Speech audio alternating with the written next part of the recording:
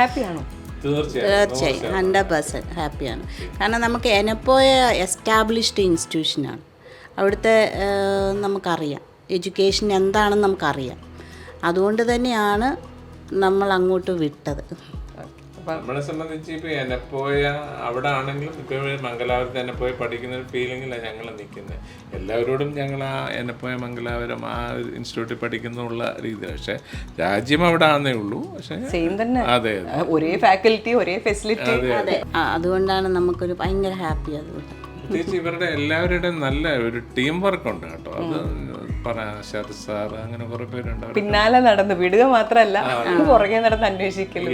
അവർക്ക് ഇങ്ങനെ ഈ ടൈം ഷെഡ്യൂൾഡ് ആയിട്ട് എക്സാംസും ഇതൊക്കെ കൊടുക്കുന്നുണ്ട്. അവരെപ്പോഴും ഈ സബ്ജക്റ്റ് കോൺസെൻട്രേറ്റഡ്. അപ്പോൾ അതൊരു വലിയ ഇതാണ്. അവർക്ക് ഈ അസൈൻമെൻറ്റ്സ്, പ്രസൻറ്റേഷൻസ് അങ്ങനെ പറഞ്ഞ് അവരെ കൊണ്ട് ചെയ്യിപ്പിക്കുന്നുണ്ട്.